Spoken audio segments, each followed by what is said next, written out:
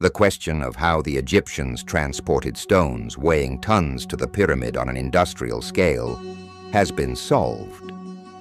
Here you can find out why the methods discussed so far are unsuitable, and how the ingenious idea of transporting the stone blocks on a large scale must inevitably have come about. For centuries, scholars have been captivated by the enigma of how the ancient Egyptians managed to transport the colossal stones that formed the magnificent pyramids. Monoliths that defied imagination and weighed several tons each. These stones, each one averaging 1.5 tons or more, could not be simply pushed, nor could they be lifted by human hands alone. The challenge wasn't just their immense weight. Even if every man summoned his strength, there was simply no room for enough hands to grasp the stone. A crowd of 20 men would be needed, each lifting a staggering 75 kilograms just to inch one of these stones forward. But such a feat was not one of brute force alone. Human ingenuity had to step in where raw strength fell short. Without the aid of clever tools and techniques, methods passed down through generations, perhaps lost to time, these stones would remain motionless, defying all efforts to budge them, as if anchored to the earth by invisible forces. There are speculations that wooden sledges were used to transport the stones, which the workers pulled across the ground. It is also assumed that the stones were placed on several logs and pushed and pulled by the laborers. The logs were repeatedly moved from the back to the front as they were pushed under the stone. On closer inspection, both methods proved to be feasible for demonstration purposes, but unusable on an industrial scale. Why? Due to the strong friction on the ground, a sledge had to be pulled by a large number of workers with ropes. The maximum pulling force of one person is about 500 newtons, or 50 kilograms. Adding the weight of the sledge itself, more than 40 men would certainly be needed to pull it uphill. In addition, the workers needed space between them and distance from the sledge to pull effectively. This method was enormously labor-intensive, error-prone, slow, and inefficient. Could it manage 3 million stones in 20 years? That's more than 400 blocks per day, requiring at least 100 teams of 40 men, working tirelessly for 12 hours and hardly ever making mistakes. The use of round timbers reduces frictional resistance considerably. However, handling the round timbers is more complex. The stone and road must be extremely smooth. If they aren't, the logs will get stuck, shift uncontrollably, or roll into hollows. Additionally, the Egyptians couldn't produce perfectly round, uniform logs as we do today. Without modern tools like lathes, uneven logs would get stuck or slip. So, while these methods work for small demonstrations, they are impractical for industrial use. Now, what if the Egyptians didn't use these traditional methods? What if they found a simpler, more ingenious solution? I propose a theory. They may have rolled the stones themselves. By adding wooden planks to the flat sides of the stones and wrapping them with ropes, the Egyptians could create a rounder shape. This allowed the stones to roll, eliminating the issue of flat sides interfering with movement. However, the excessive wear and tear on the ropes and slippage of the wooden planks would still pose a problem.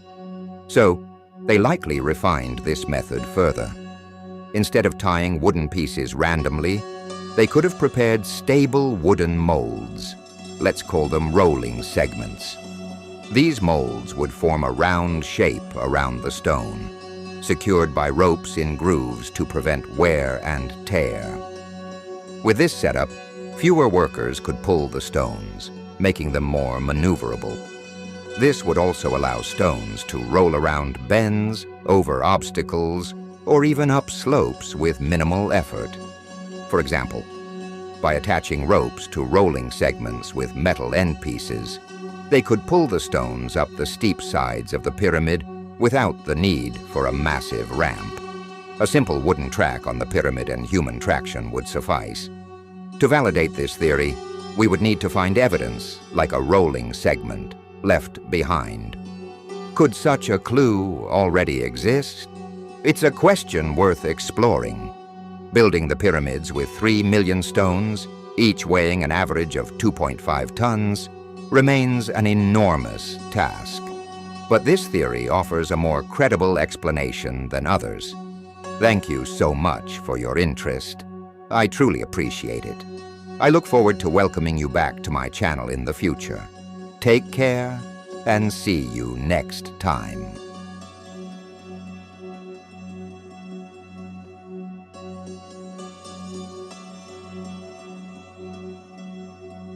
Imagine a leader whose shadow stretches across millennia, a figure so imposing that his deeds shaped not only the destiny of his people but the very course of history. This is Ramses II, more commonly known as Ramses the Great, a pharaoh of ancient Egypt renowned for his power and reverence. Ruling for an astounding 66 years, Ramses was not just a ruler, he was a feared warrior, an unmatched strategist, a monumental builder, and above all, a living symbol of divine power on earth. But who was this man who transformed Egypt into a global powerhouse? To understand Ramses' legacy, we need to look beyond the colossal temples he erected and the immense statues depicting his majesty. Ramses was a ruler who deeply understood the power of image and narrative. He wielded both the sword and the mason's hammer to ensure that his name would be remembered forever. Ramses II lived in an era of challenges and opportunities. Egypt, rich in culture and power, faced external threats and internal instability. However, under his leadership, the kingdom thrived, with the pharaoh cementing his rule not only through battlefield victories but also through skilled diplomacy. Ramses II was born to be a pharaoh. From an early age, he was destined to wear the crown of one of the most powerful and ancient realms in human history.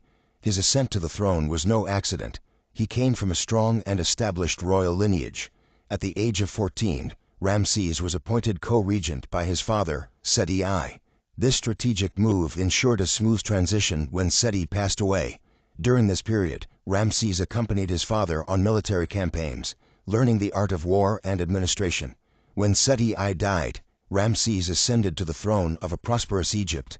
However, external threats, particularly from the Hittites and other northeastern neighbors, demanded a firm and visionary leader. Internally, the country was still recovering from tumultuous dynastic changes. During Ramses' rise, Egypt was a deeply hierarchical society where the pharaoh was not just a king but also seen as a living god. He was responsible for maintaining cosmic order, known as Ma'at, the justice and balance of the universe. In one of the most dramatic episodes of ancient military history, Ramses II faced one of the greatest challenges of his reign, the Battle of Kadesh. Fought in 1274 BC, this battle was a colossal military confrontation that shaped the fate of Egypt and Anatolia. Although the Battle of Kadesh did not result in a decisive victory for either side, it was pivotal for the politics of the time. In 1259 BC, Ramses and the Hittite king Mortali II agreed to negotiate a treaty, one of the earliest formally documented peace agreements in history. Ramses II's greatness is equally built upon a legacy of architecture and engineering. Among Egypt's most iconic wonders, the Temple of Abu Simbel stands as one of Ramses' greatest legacies, reflecting his magnificence and devotion to the gods. Located on the banks of the Nile near the border with Sudan, Abu Simbel is an impressive example of engineering and a powerful symbol of Ramses' grandeur. The complex consists of 2 temples carved directly into the rock, designed to reflect the magnificence of the pharaoh. The smaller temple at Abu Simbel, dedicated to Ramses' wife Nefertari and the goddesses Hathor and Isis, is equally impressive. The construction was strategically positioned so that twice a year, the rays of the sun would illuminate the statues of the gods inside the temple. Ramses II's architectural projects were not merely expressions of wealth and power, but also propaganda tools designed to perpetuate his image as a divine pharaoh. His monuments and inscriptions served to glorify his life and achievements, ensuring his influence would endure for millennia. Ramses II's relationship with his wife Nefertari is often described as a story of mutual love and admiration. He dedicated one of his most grandiose architectural projects, the smaller temple at Abu Simbel, to her, highlighting her importance and position in the Egyptian pantheon. Ramses II had several other wives and concubines throughout his reign. These relationships were not merely personal but also political, ensuring the continuity of the royal lineage. His son Marenta eventually succeeded him as pharaoh. Ramses II is remembered not only for his military and architectural achievements, but also for his exceptional skill in managing a vast empire. Effective administration began with strategic decentralization, delegating authority to provincial governors and local administrators. Diplomacy with the Hittites was not just about securing peace, but also about establishing a strategic alliance. The treaties signed between the two empires included clauses for economic and military cooperation, strengthening bilateral relations and securing a period of stability. During Ramses' reign, there was a notable revival of religiosity in Egypt. The pharaoh promoted large-scale rituals and ceremonies, often personally participating in religious practices. He also ordered the construction of impressive monuments dedicated to important deities. Ramses II's decision to build a new capital, Pyramids, was strategic, aiming to centralize power and facilitate control over a vast and diverse territory. The city was designed to be a monumental center of worship and adoration, reflecting the power and grandeur of the pharaoh. In the final years of his reign, Ramses II faced a series of challenges. As he aged, issues related to his health and well-being became increasingly pressing. Conscious of the inevitability of his death, Ramses took careful measures to prepare for his succession and secure the continuity of his reign. The construction of Ramses II's tomb in the Valley of the Kings was a monumental project, reflecting the importance of ensuring an eternal rest worthy of a pharaoh. The tomb, with its impressive decorations and inscriptions, was designed to ensure that Ramses would be celebrated and remembered in the afterlife. Despite the challenges and limitations imposed by age, Ramses II maintained firm control over the empire until his final days. His reign is one of the most grandiose and significant of ancient Egypt, reflecting the importance and power of the pharaoh.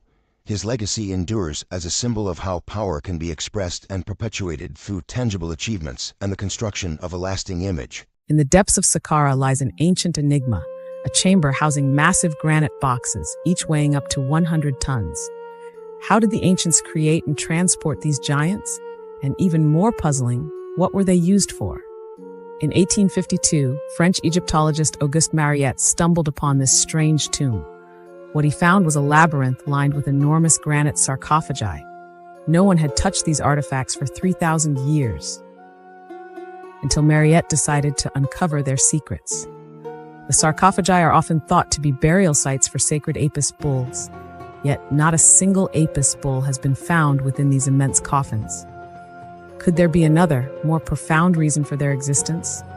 Some believe these boxes were designed not for animals, but for something much larger, perhaps giants from another age. Others propose that these boxes hold evidence of advanced technology that ancient Egypt may have wielded.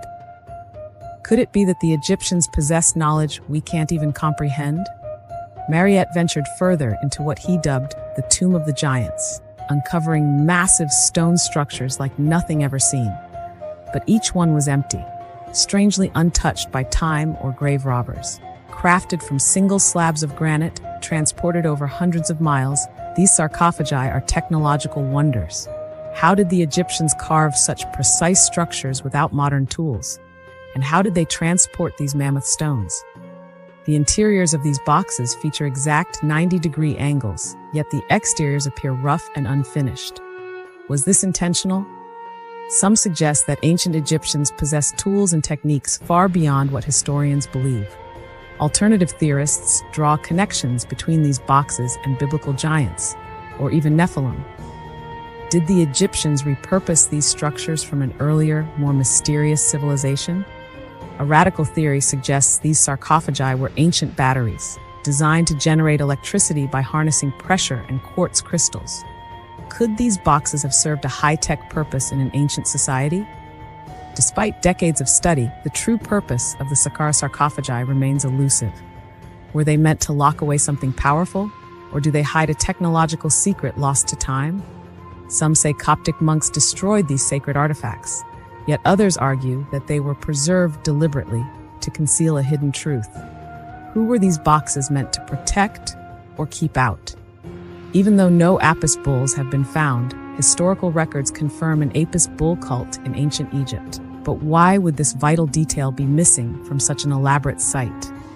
Some hieroglyphs on the sarcophagi reference mysterious kings, and images like the Dendera light bulb fuel the notion that ancient Egyptians may have harnessed electricity. Were these massive boxes once part of an ancient power grid? The sarcophagi of Saqqara remain one of Egypt's most baffling mysteries. Were they tombs, power sources, or something beyond our understanding? The truth remains locked in stone, waiting for us to discover. Subscribe to uncover more ancient mysteries with us. What do you think lies behind these ancient granite giants? Let us know in the comments below. Imagine a pharaoh who wasn't just a ruler, but a father. Akhenaten, his queen Nefertiti, and their 6 daughters lived a life far different from what we typically envision for Egypt's royalty. Behind the grand religious reforms and new capital city, there was a family, one that shared moments of love, play, and even grief. In this video, we'll take you into their imagined world, where art brings their personal lives to light. In the 14th century BC, Akhenaten didn't just change Egypt's religious landscape. He changed everything, moving the capital to Amarna. He transformed Egypt into a monotheistic society, worshipping only the sun god, Aten. But this upheaval wasn't just political and religious. It influenced Egyptian art too. The rigid, formal depictions of the past gave way to natural, intimate portraits of family life. Akhenaten and Nefertiti weren't just shown as rulers, but as parents, playing with their daughters in ways that seemed almost too human for ancient royalty. Now picture this.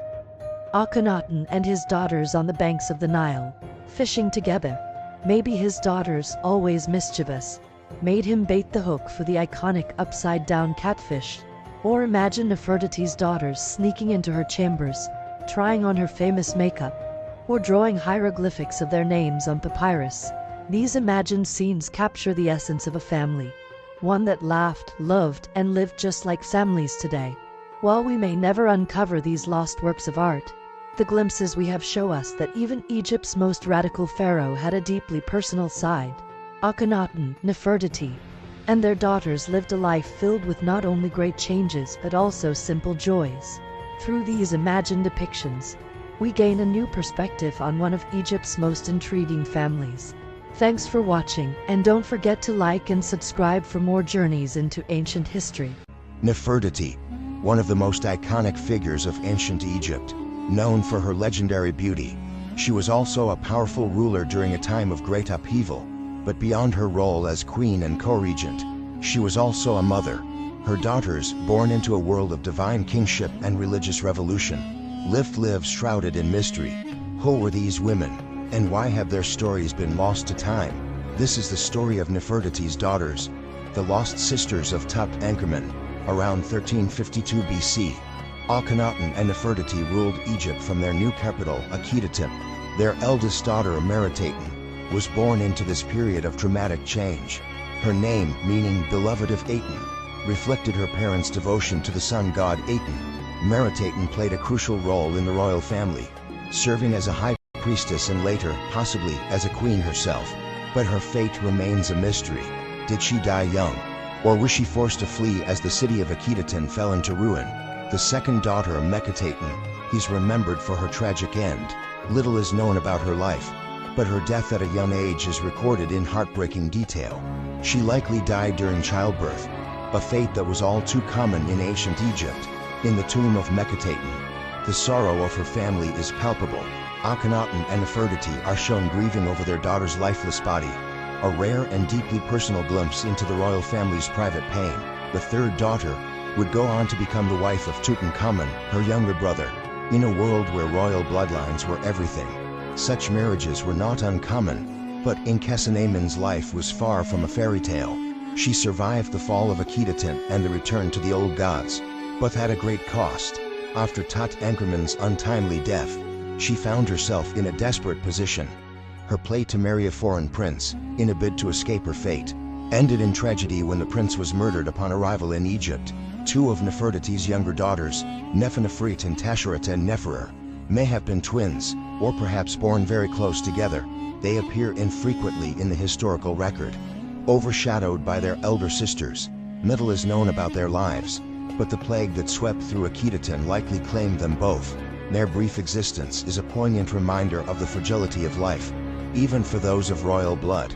Setapenra, the youngest of Nefertiti's daughters, was born during the final years of Akhenaten's reign.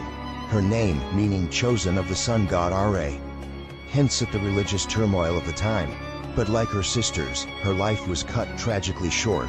Setapenra's brief life ended before she could make her mark on history. She, too, was likely a victim of the plague that decimated the city. Her memory, like those of her sisters, was lost as Akhetaten fell into oblivion. The daughters of Nefertiti lived and died in a world of unprecedented change.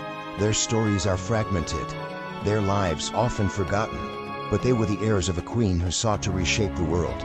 And their legacy, though hidden, still echoes through the ages.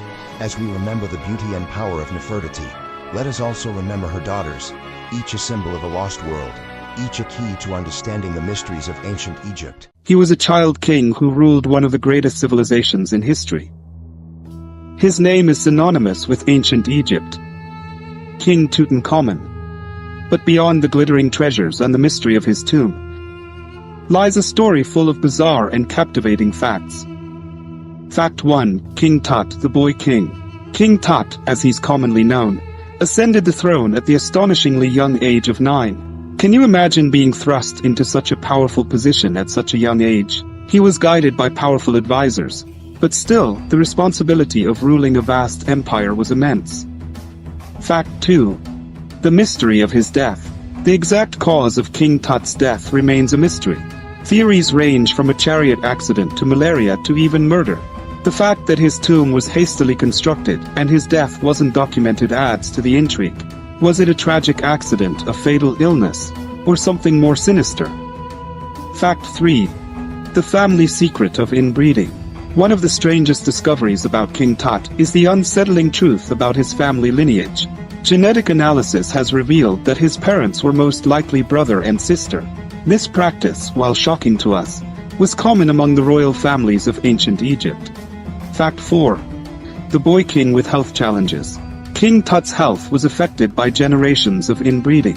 Evidence shows he had a clubfoot, requiring him to use a cane, and potentially suffered from Kolar disease, a painful bone disorder. Imagine living with such physical challenges while being the pharaoh of a mighty empire.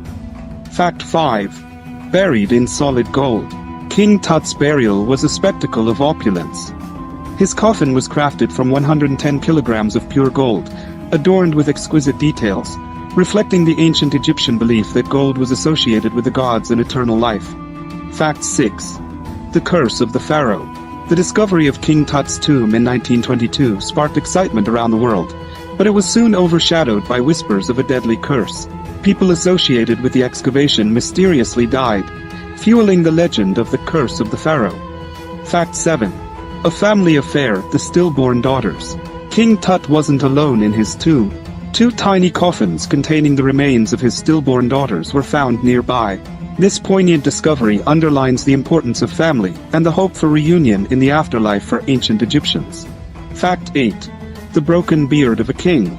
In a modern mishap, King Tut's iconic golden funerary mask suffered a broken beard during a cleaning procedure. A botched attempt at repair caused further damage, sparking international controversy. Fortunately, expert restoration brought the mask back to its former glory. Fact 9. A dagger from the stars. Among King Tut's treasures is a dagger made from meteoritic iron.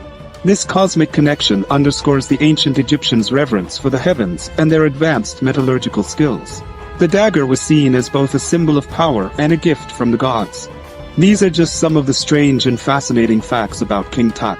He may have ruled for a short time, but his story and the mysteries surrounding it continue to captivate the world centuries later. Imagine a world where the boundary between life and death is meticulously guarded by a figure both awe-inspiring and enigmatic. Welcome to the realm of Anubis, the ancient Egyptian god of mummification and the afterlife. Anubis, also known as Anpu, is typically represented as a man with the head of a dog or fully in canine form. He is often painted wearing a ribbon and holding an akaka, a special cloak. In the First Dynasty, Anubis was revered as the protector of tombs and the master of embalming. But as history unfolded, his role evolved. By the Middle Kingdom, Osiris had taken over as the ruler of the afterlife. Yet Anubis remained indispensable. One of Anubis's most crucial duties was guiding the dead to the afterlife during the weighing of the heart ceremony. He determined whether a soul was worthy to enter the realm of the dead.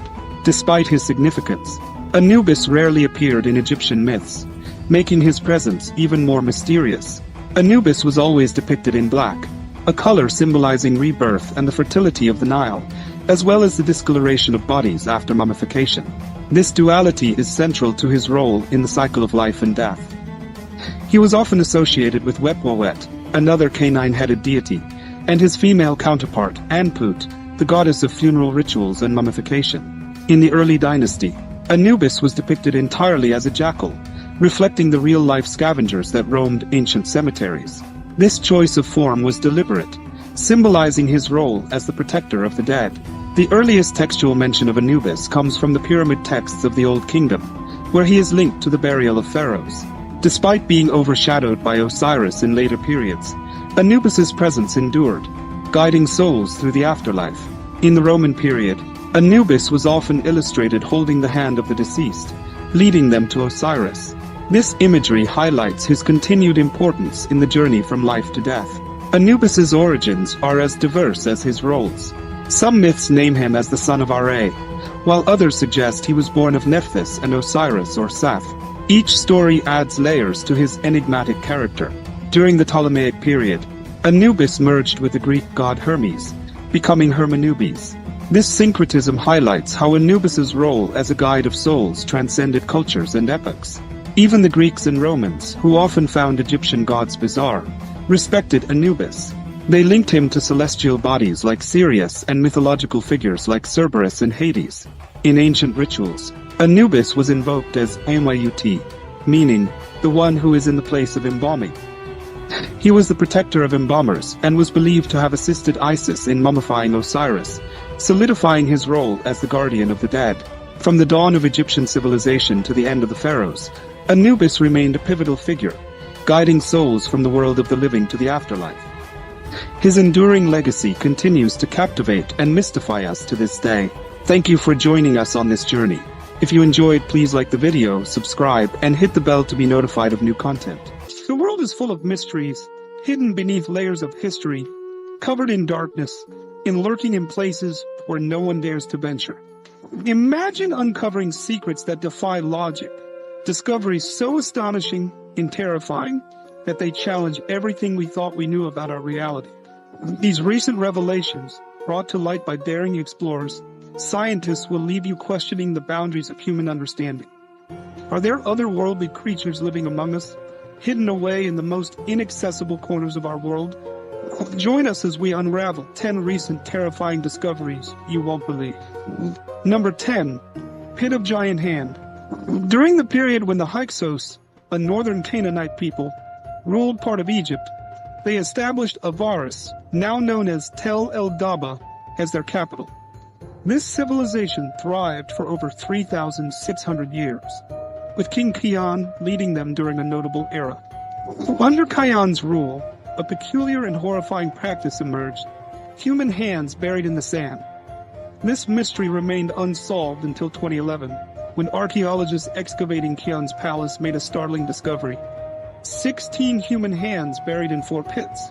2 pits at the palace entrance contained broken right hands, likely presented to the king or his officials in exchange for gold. The remaining 14 hands were found in 2 pits outside the palace, all intriguingly right hands, with no left hands present. Manfred Beatak, the director of the excavation, noted that each pit had a unique significance, suggesting a ritualistic or symbolic importance. This discovery represents the first archaeological evidence of right-hand amputation. Even though ancient Egyptian texts and art mention soldiers presenting amputated right hands for rewards, there are no records of this practice in northern Canaan, suggesting it may have been adopted from Egypt or elsewhere. Researchers are now looking to the Egyptian Narmer palette, which dates back 5,000 years, for insights into this horrible tradition and its origins. The practice of presenting amputated right hands to the king or his officials likely had deep cultural and possibly religious implications. It might have been a way to demonstrate loyalty, submission, or to display victory over enemies. The fact that only right hands were found could indicate a specific ritualistic significance, as the right hand was often considered the dominant hand, symbolizing power and authority. The Hyksos' rule over Egypt was marked by significant cultural and technological exchanges, which might explain the adoption of such practices. This era also saw the introduction of new military technologies and administrative practices that influenced Egyptian society long after the Hyksos were expelled. The discovery of these hands provides a fascinating glimpse into the complex and often brutal world of ancient Egypt and its interactions with neighboring cultures. In addition to the excavation findings, the broader historical context of the Hyksos period reveals a time of significant disruption and transformation in ancient Egypt. The Hyksos introduced the horse and coaches, advanced fortification techniques, and new forms of weaponry, which were later adopted and adapted by the Egyptians. The legacy of the Hyksos period is a proof to the dynamic and interconnected nature of ancient civilizations, where cultural exchange often occurred through both peaceful and violent means. Number 9. Lost Golden City. In 1922, British archaeologist Howard Carter made a groundbreaking discovery when he unearthed the golden, mummified remains of King Tutankhamun in a sealed tomb in Thebes, Egypt. This incredible find, which included a wealth of treasures and artifacts, marked the start of an exciting era in Egyptology and drew worldwide attention. The tomb's discovery shed light on ancient Egyptian burial practices and the richness of the 18th dynasty. In September 2020, archaeologists began new excavations on Luxor's west bank, near the Valley of the Kings, about 500 kilometers south of Cairo. Within a few weeks, they discovered a 9-meter-high zigzag wall enclosing a complex arrangement of mud brick structures. This site was identified as Aton, the Lost Golden City, believed to have been a vibrant urban center over 3,000 years ago. The city's full size remains a mystery, but the symbols found there date back to the reign of Amenhotep III, one of Egypt's most powerful and prosperous pharaohs, who ruled during the 14th century BCE. His reign is often considered a golden age due to the flourishing of art, culture, and wealth. Among the remarkable artifacts uncovered were amulets, bricks, vessels, colorful pottery, and items bearing Amenhotep's seal. These objects suggest a high level of craftsmanship and trade, indicating the city's significance in ancient times. Salima Ikram, an expert in Egyptology at the American University in Cairo, compared the Lost Golden City to Pompeii, highlighting its significance and the potential it holds for understanding ancient urban life. The site includes residential areas with well-preserved walls, a basement for administrative cemetery tombs, some of which contain skeletal remains. The discovery of the Lost Golden City offers fresh insights into daily life in ancient Egypt, including the diet, industry, and trade. It also reveals the city of evolution to a time when Egypt was at the height of its power and cultural influence. This find not only enriches our understanding of ancient Egyptian society, but also ignites the imagination about the untold stories still hidden beneath Egypt. Number 8, the Falcon Shrine. In the ancient port city of Berenice, Egypt, a remarkable discovery has left archaeologists both puzzled and attractive.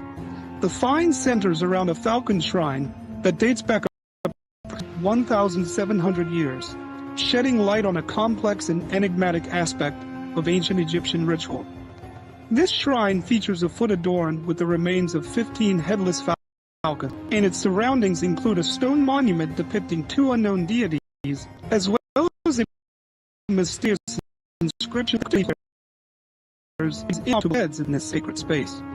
The foot, made of limestone, exhibits a series of intricately carved images and symbols that suggest the shrine was a center for significant ritualistic activities. The headless falcons are not merely a curious detail, they are believed to represent offerings to the gods, possibly linked to fertility or protection rituals. Falcons, often associated with the god Horus, were revered in ancient Egypt for their perceived divine attributes. Nearby, the stone monument portrays 2 enigmatic figures, One deity, sporting a falcon head, is potentially a representation of Horus, or a lesser-known falcon god, while the other, a goddess adorned with cow horns and a solar disk, might be Hathor or a related goddess associated with motherhood and the sky. These goddesses' specific roles and their importance in this shrine remains a subject of debate among scholars. The discovery of the iron arrow, about 13 inches long and elaborately decorated with intricate patterns, adds another layer of intrigue.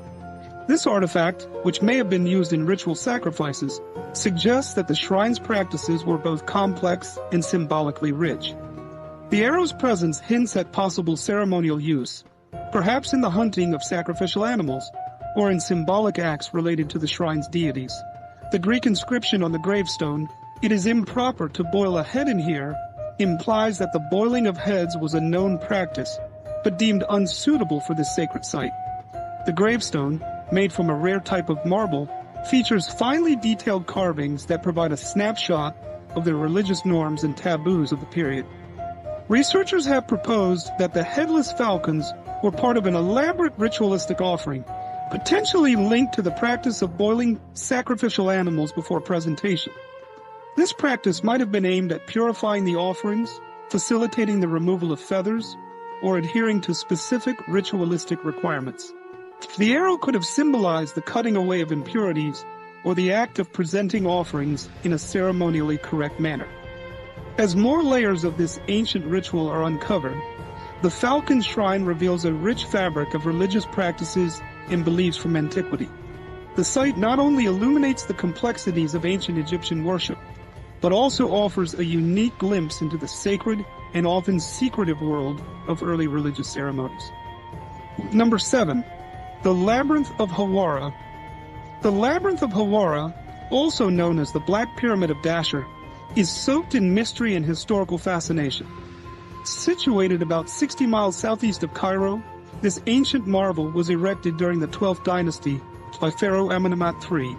The pyramid stands an impressive 75 meters tall, with a base measuring 105 meters across and a dramatic 57-degree slope.